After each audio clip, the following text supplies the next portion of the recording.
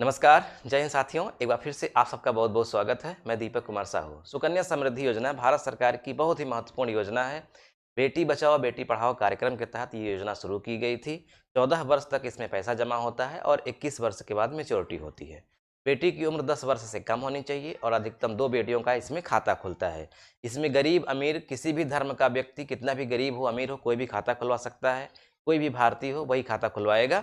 तो 250 रुपये से लेकर के 1.5 के बीच में पैसा जमा होता है। कितना जमा होगा, कितना मिलेगा, ये सब कुछ हम इस वीडियो में देखेंगे। इस वीडियो के अलावा आपको कोई दूसरा वीडियो कभी नहीं देखना पड़ेगा अगर आप इसको पूरा देखेंगे तो, क्योंकि आपके मन में जितने भी प्रश्न हो सकते हैं उन सारे प्रश्नों का जवाब हम इस वीडियो में देंगे। तो आप वीडियो को पूरा देखिएगा। हो सकता है कुछ लंबा हो जाए, लेकिन आपके सारे डाउट्स क्लियर हो जाएंगे। कुछ भी संशय आज के बाद नहीं रहेगा।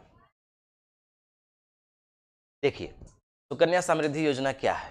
सुकन्या समृद्धि योजना दरअसल एक बचत खाते की तरह काम करती है, यानी कि बचत योजना है। आप जानते हैं कि हम लोग जब बैंक में खाता खुलवाते हैं या पोस्ट ऑफिस में खाता खुलवाते हैं तो उसका पर्पस ज़्यादातर क्या होता है? बचत। बचत यानी हम बचत करें, सेविंग अकाउंट। अगर हम बैंक में खाता खुलवाते हैं तो हमको केवल 3.5% या फिर थोड़ा इसके आसपास ही ब्याज मिलता है वार्षिक। यानी 1 लाख रुपए जमा करें तो उसका 3,500 ब्याज होता है। पोस्ट ऑफिस में अगर जमा करें तो लगभग 4% के आसपास मिलता है। तो 3, 3.5, 4% के आसपास हमको ब्याज मिलता है। लेकिन यहाँ पर अगर खाता खुलता है तो इस समय ब्याज है 8.2% वार्षिक। कितना ज़्यादा है? उसका डबल से भी शायद ज़्यादा। तो इसका मतलब ये है कि अगर हमको बचत करनी है अपनी बेटी के नाम पे तो ये बहुत ही बेहतरीन योजना है। चलिए अब हम इसको विस्तार से देखते हैं। सबसे पहले देखते हैं कि पात्रता क्या है इसकी। इसकी पात्रता ये है कि इसमें सिर्फ बेटियों का खाता खुलता है, बेटों का नहीं।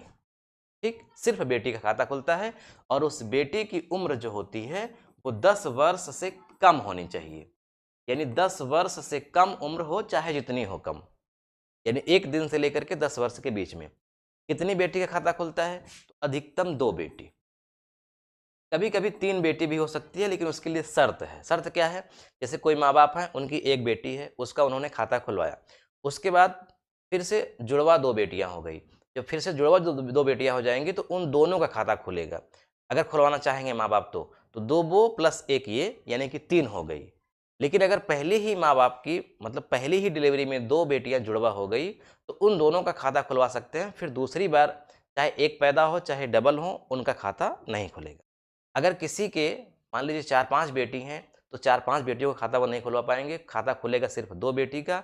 वो माँ बाप की चॉइस, चाहे वो जिसका खुलवाएं, बस उम्र 10 वर्ष से कम होनी चाहिए। इसमें कोई रिस्ट्रिक्शन नहीं है। हाँ, भारतीय होने चाहिए। वो बाहर रहते हो अलग बात है, लेकिन भारतीय होना चाहिए। खाता कहाँ खुलता है? अभी बताया आपको कि खाता खुलता है पोस्ट ऑफिस में। सबसे अच्छा होता है पोस्ट ऑफिस। बैंक में भी खोल सकते हैं, कोई समस्या होने वाली नहीं है। दोनों में ब्याज सेम है। ऐसा नहीं है कि पोस्ट ऑफिस में ज़्यादा ब्याज मिलेगा, बैंक में कम, क्योंकि ये भारत सरकार की योजना है, इसलिए दोनों जगह ब्याज इसका सेम है। तो पोस्ट ऑफिस अगर आपको आसान लगता है तो पोस्ट ऑफिस, बैंक आसान लगता है तो बैंक। ध्यान रखिएगा, दोनों जगह आपको पासबुक मिलेगी। जैसे बैंक में खाता खुलवाते हैं तो आपको पासबुक मिलता है, पोस्ट ऑफिस में खुलवाते हैं तब भी पासबुक मिलता है। उसी तरह से यहाँ खुलवाएंगे ना सुकन्या समृद्धि योजना में, तो जो पासबुक मिलेगी उसमें लिखा होगा SSA, सुकन्या समृद्धि अकाउंट। कितने तारीख को खुला ये लिखा होगा। माँ बाप में जो भी गार्जियंस रहेगा उसका फोटो लगा रहेगा, मतलब आधार कार्ड वगैरह, और बेटी का बर्थ सर्टिफिकेट या फिर आधार कार्ड जो भी हो लग जाएगा। तो एक पासबुक आपको मिलेगी और जब भी पैसा जमा करना जाएंगे तो पासबुक में एंट्री होगी बाकायदे। पासबुक खो जाने पे पासबुक दोबारा भी इशू हो जाएगी। तो कहाँ खाता खुलेगा? पोस्ट ऑफिस में या फिर बैंक में। ये पैसा आप जाकर के भी जमा कर सकते हैं और आप ऑनलाइन भी जमा कर सकते हैं, कोई समस्या नहीं है। खाता ट्रांसफ़र भी करा सकते हैं। अगर आप एक पोस्ट ऑफिस में खुलवाए, उसके बाद दूसरी जगह आप चले गए, सर्विस करते हैं या किसी कारणवश, तो आपकी जो पोस्ट ऑफिस नज़दीक है आप वहाँ ट्रांसफ़र करवा सकते हैं, कोई समस्या नहीं है। बैंक में है तो बैंक से दूसरे बैंक में ट्रांसफ़र करवा सकते हैं। हाँ, बैंक से पोस्ट ऑफिस में ट्रांसफ़र नहीं होगा, या पोस्ट ऑफिस से बैंक में नहीं होगा। पोस्ट ऑफिस से पोस्ट ऑफिस में ट्रांसफ़र होगा, बैंक से बैंक में। अगला है, डॉक्यूमेंट गलत हो जाए तो क्या करें? डॉक्यूमेंट्स गलत का मतलब, जैसे हमने बेटी का नाम, मतलब बेटी के नाम से खाता खुलवाया। अब बेटी का, जैसे मान लीजिए बेटी का नाम है सुनीता, है ना। अब डॉक्यूमेंट्स गलत का मतलब होता है कि हमने बाद में जब उसकी पढ़ाई शुरू करी तो उसके हाई स्कूल का डॉक्यूमेंट्स हो सकता है, आधार कार्ड हो सकता है, तो उसमें उसने जो मतलब जो लिखा गया वो हो सकता है ऐसे लिख दिया गया हो, यहाँ आई था यहाँ डबल ई हो गया हो, स्पेलिंग मिस्टेक हो सकता है। इसको मतलब करेक्शन करने में कोई समस्या नहीं है, इसका करेक्शन हो जाएगा। इसके लिए एक एफिडेविट लगेगा, तो नाम में करेक्शन हो जाएगा। अगर डेट ऑफ बर्थ भी कन्फ्यूजन हो गया है, गड़बड़ हो गई है, तो भी एक एफिडेविट लगेगा, करेक्शन हो जाएगा। यानी अगर लीगल व्यक्ति है, कोई समस्या नहीं है, फर्जी नहीं है, तो कोई दिक्कत नहीं होगी, आराम से हो जाएगा करेक्शन। कितना जमा करना होगा, ये सबसे इंपॉर्टेंट चीज़ है। यही प्रश्न सबसे ज़्यादा बार पूछा गया है कि कितना पैसा जमा होगा। तो आप अब ध्यान से समझिएगा कितना जमा होगा।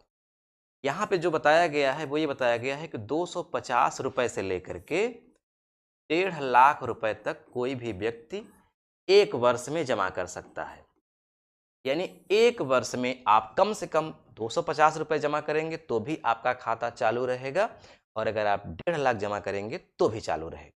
अब जो गरीब है वो अपने हिसाब से करे, जो थोड़ा ठीक ठाक है वो अपने हिसाब से करे, बचत तो आदमी अपने हिसाब से करेगा।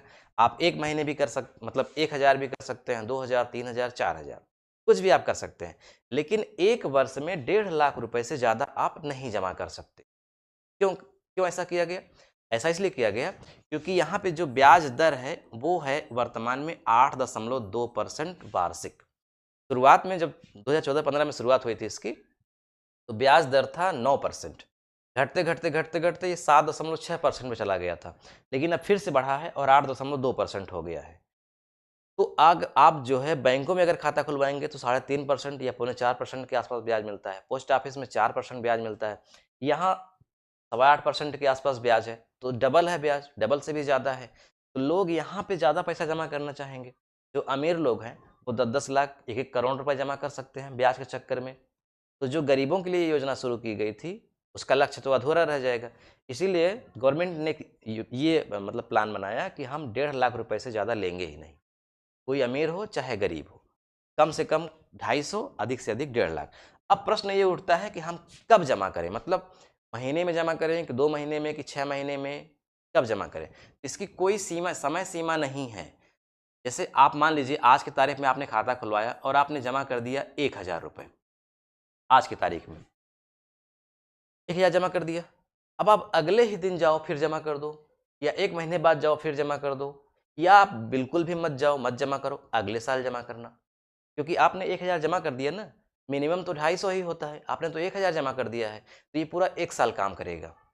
हाँ, जितना जमा है ब्याज उसी की मिलेगी। अगर कोई व्यक्ति 1 लाख जमा किया है तो 1 लाख का ब्याज मिलेगा, 1000 जमा किया है तो 1000 का। यहाँ ये समझने वाली बात ये है कि ऐसा नहीं होता कि जैसे आप LIC में करते हैं कि हम 1000 रुपये महीने की खाता खुलवा लिए, बीमा करवा लिए, तो हमको 1000 रुपये महीना देना पड़ेगा। ना हम 1500 देंगे, ना हम 500, जितने का खाता खुला है यानी जितना करवाए हैं उतना ही देना है वहाँ, ऐसा होता है।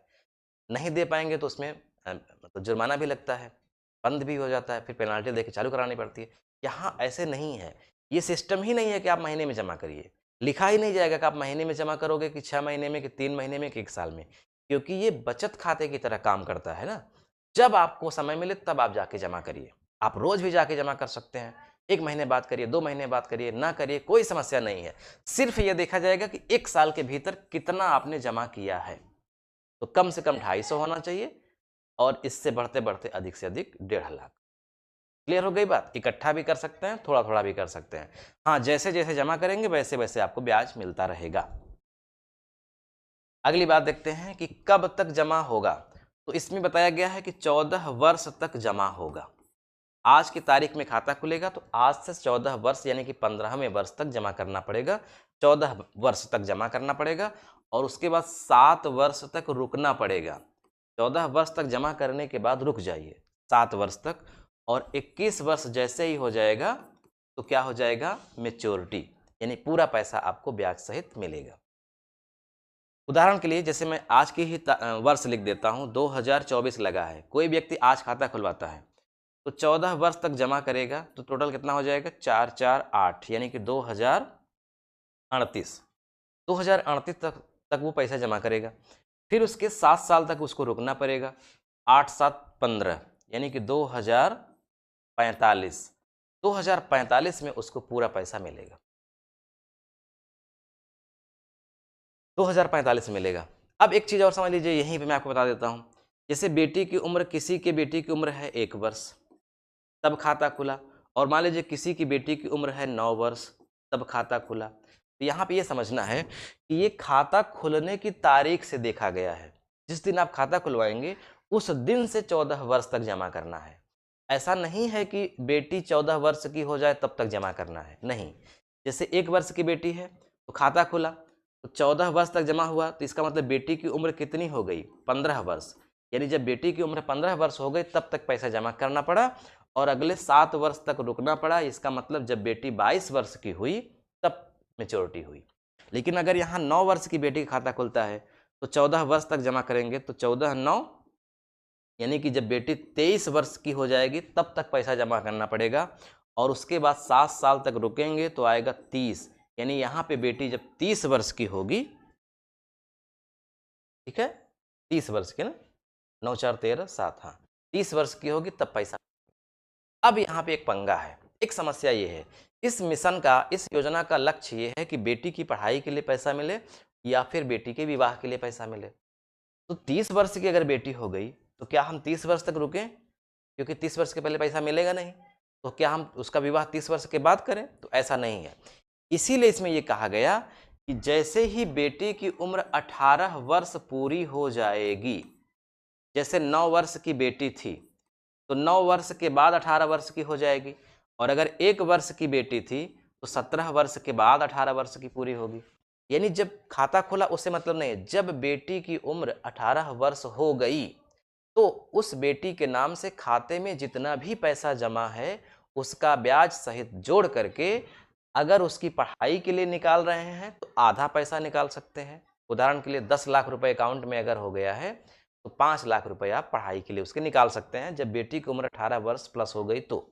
हाँ, अगर बेटी की आपको शादी ही करना है तो आप जितना भी पैसा जमा है उसका ब्याज सहित जोड़ करके पूरा निकाल लीजिए। फिर ये नहीं देखना पड़ेगा कि 21 वर्ष हुआ या नहीं, ब्याज कम मिलेगा आपको क्योंकि समय से पहले निकाल रहे हैं आप। तो आपकी सुविधा के अनुसार है। अगर आप बेटी की उम्र कम है, इसीलिए कहा गया है ना कि कम उम्र में बेटी की खाता खुलवाएंगे तो ज़्यादा लाभ होगा, क्योंकि उसका जैसे ही उम्र होगी शादी की उस समय पैसा मिल जाएगा। लेकिन अगर ज़्यादा उम्र की हो गई है तो कोई समस्या नहीं है, जब आप शादी करें, जब आपको ज़रूरत हो, बेटी की उम्र 18 वर्ष हो जाए उसके बाद कभी भी निकाल सकते हैं। रुकना चाहें वो आपकी मर्जी, रुक सकते हैं। हाँ, पैसा बेटी के नाम मिलेगा। उदाहरण के लिए बेटी के नाम आप पैसा जमा कर रहे हैं लेकिन शादी में आपके पास पैसा है, आप चाह रहे हैं कि 21 वर्ष हो जाए तभी हम निकालें, तो ऐसा कर सकते हैं। आप बेटी का विवाह कर दीजिए, बेटी ससुराल चली जाएगी, पैसा जमा हो रहा है, कोई दिक्कत नहीं है। जैसे ही टोटल 21 वर्ष होगा वो बेटी पैसा निकाल लेगी। अब बेटी की मर्जी कि वो पैसा आपको देगी या नहीं देगी, क्योंकि इसमें फिर माँ बाप की भूमिका नहीं है। पैसा माँ बाप जमा करेंगे जरूर, बेटी के नाम करेंगे, लेकिन निकालेगी पैसा बेटी ही। मुझे लगता है ये थोड़ा सा इसका नेगेटिव पॉइंट है, क्योंकि पैसा निकालते समय माँ बाप की मर्जी जरूरी होती है, होनी चाहिए, क्योंकि माँ बाप पैसा जमा कर रहे हैं इसलिए। ठीक, रिस्क कवर क्या है इसका? रिस्क कवर ये है कि अगर रिस्क कवर में क्या, बेटी की हो सकता है कि बहुत भयानक दुर्घटना हो जाए, एक्सीडेंट हो जाए कोई, और वो अब किसी काम की न रहे, तो माँ बाप सोचेंगे कि मैं अब न इसका विवाह ही कर पाऊंगा, ना ही इसको पढ़ाई लिखा पाऊंगा, तो किस काम का है मेरे पैसा, तो पैसा निकाल सकते हैं। या फिर अगर बेटी की मृत्यु हो जाती है तो भी अब पैसा किस काम का है, क्योंकि मृत्यु ही हो गई, तो जितना पैसा जमा है वो माँ बाप ब्याज सहित उसका निकाल सकते हैं। अगर माँ बाप की ही मृत्यु हो जाती है जो पैसा जमा कर रहे हैं, तो फिर LIC या फिर अन्य योजना की तरह इसकी पॉलिसी माफ़ नहीं होगी, क्योंकि यहाँ पॉलिसी आप नहीं जमा कर रहे हैं ना, यहाँ ये इंश्योरेंस नहीं है कि जो बीमा कराया है उस व्यक्ति की अगर मृत्यु हो जाए तो पूरा बीमा माफ़, यानी जितनी पॉलिसी बची हुई है किस्त वो माफ़ हो जाएगी, और जितनी बात कही गई थी एग्रीमेंट के तौर पे वो क्लेम के रूप में मिल जाएगी। ऐसा होता है, लेकिन यहाँ ऐसा नहीं है। जैसे सिंपली आप बैंक में खाता खुलवाते हैं, किसी भी व्यक्ति की खाता धारक की अगर मृत्यु हो जाती है तो क्या होता है, उसके जो नामिनी होती है वो जाकर के जितना पैसा जमा है निकाल लेती है, कोई क्लेम वगैरह तो मिलता नहीं।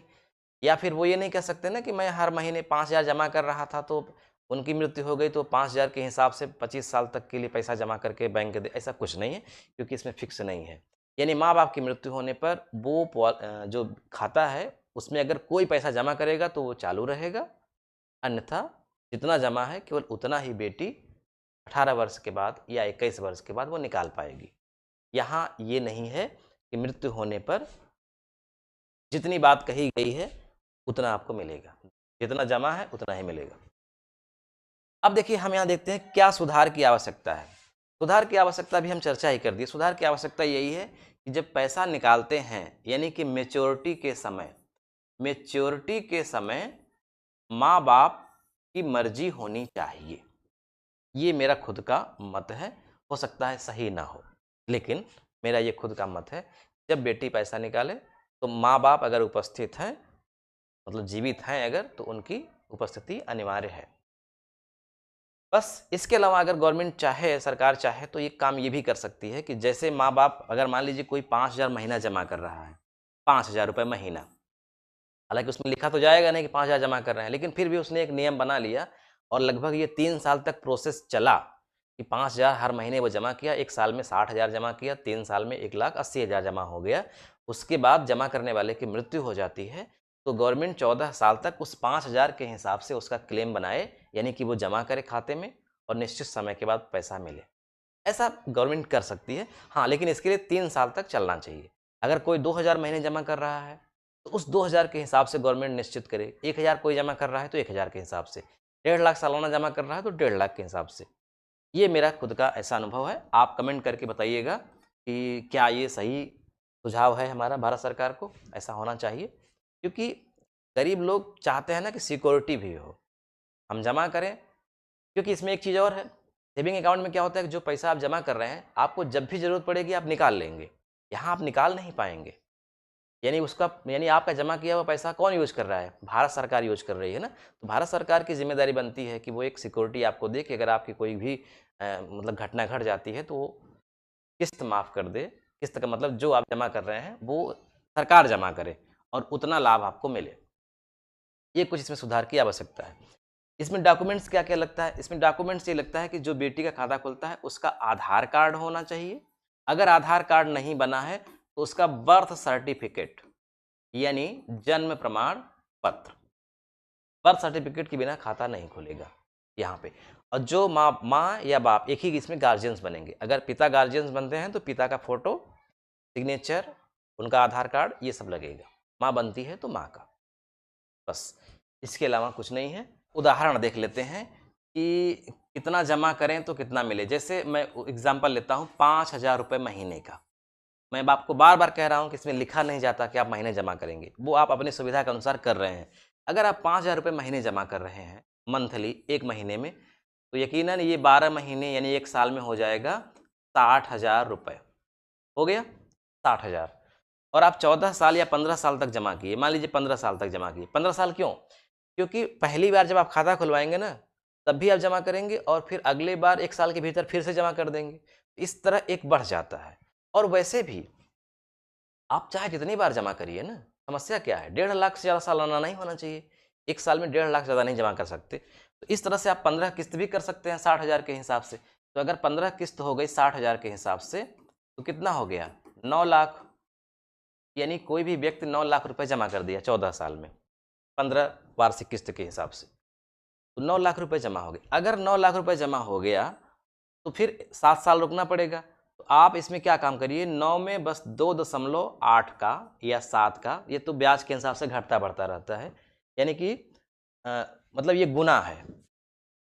9 8 72 हाथ से लगा 7, 9 दूनी 18, 7 25,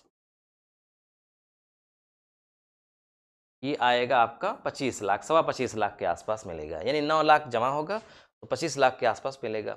अब ऐसे ही आप कल्पना कर लीजिए, मतलब जोड़ गांठ लीजिए। जैसे आप 1,000 रुपये महीना जमा कर रहे हैं तो 12 महीने का कितना हो गया? 12,000 रुपये। आपने मान लीजिए इस तरह से 15 बार जमा किया तो कितना हो गया? 1,80,000 हो गया। अब 1,80,000 या फिर मान लीजिए 2 लाख के आसपास आपने जमा कर दिया। अब 2 लाख के आसपास आपने जमा कर दिया है तो आप 2 में बस 2.8 का गुणा कर दीजिए। 2 गुणित 2.8, 28 दूना 56, 5,60,000, 5.5 लाख के आसपास आपका मिला। ऐसे ही अगर आप 1.5 लाख रुपए सालाना जमा कर रहे हैं यानी एक वर्ष में टोटल आपका 1.5 लाख हो गया, तो 14 वर्ष में कितना हो गया, 21 लाख हो गया। अगर 21 लाख आपने जमा कर दिया, 21 लाख, तो ज़्यादा जमा हुआ है तो उसके हिसाब से भाई इंटरेस्ट भी तो बढ़ रहा है ना, उसके हिसाब से, क्योंकि यहाँ पे कंपाउंड इंटरेस्ट मिलता है। 21 लाख के हिसाब से आपका फिर 65 प्लस, यानी कि अगर और अच्छा ब्याज रहा, जैसे कि शुरुआत में 9% था, तो फिर 70 लाख के भी आसपास पहुँच सकता है। लेकिन जो कुछ लोग हमने देखा है यूट्यूब पे वीडियो बनाए हैं कि सिर्फ एक लिखे हैं कि सिर्फ एक बार 250 रुपये जमा करिए मिलेंगे 70 लाख। ऐसा नहीं है, एक बार जमा करने में नहीं मिलेंगे। वो बता रहे हैं कि जमा आपको कम से कम करना है 250, समझना है आपको। लोग झूठ भी बोल सकते हैं, कुछ भी कह सकते हैं, उनके बातों में नहीं आना है आपको। आपको पूरे तथ्य को जांचना है, समझना है। आप इसके लिए अपने पोस्टमैन से मिल सकते हैं, क्योंकि पोस्टमैनों को जिम्मेदारी दी गई है खाता खुलवाने की। आप सीधे अपने पोस्टमैन से मिलिए, सारी बात समझ लीजिए उससे, या बैंक में चले जाइए या पोस्ट ऑफिस में जाइए।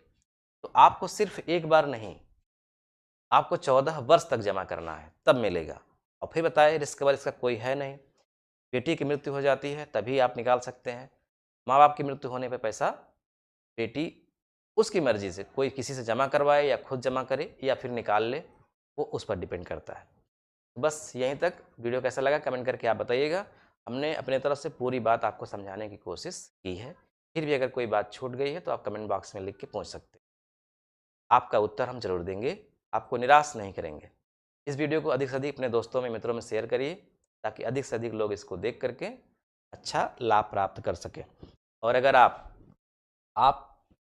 के बच्चे पढ़ने वाले हैं, जैसे कि कक्षा 6, 7, 8, 9, 10, 11, 12 इस तरह से अगर पढ़ रहे हैं, तैयारी भी कर रहे हैं, तो एक मेरा ऐप्स है, उस ऐप्स का नाम है new light with Deepak. New light with Deepak, ये ऐप्स है, प्ले स्टोर पे आपको मिलेगा। मोबाइल में प्ले स्टोर होता है ना, वहाँ सर्च करेंगे न्यू लाइट विथ दीपक तो मिल जाएगा आपको। हमारा लोगो बना है न्यू लाइट विथ दीपक का, उसको इंस्टॉल कर लीजिए। वो एकदम फ्री है, जो भी हम पढ़ाएंगे वो आपके ऐप्स पे मिलेगा, आपके बच्चे पढ़ेंगे। तो इस ऐप्स को भी आप इंस्टॉल कर सकते हैं फ्री में पढ़ने के लिए, एकदम फ्री है, कोई चार्ज इसका नहीं है। इस ऐप्स को इंस्टॉल करने के लिए इस वीडियो के डिस्क्रिप्शन में भी लिंक है, आप डायरेक्ट उस लिंक पर क्लिक करके डायरेक्ट इंस्टॉल कर सकते हैं मोबाइल में, बिल्कुल फ्री में। चलिए मिलते हैं नेक्स्ट वीडियो में, नमस्कार।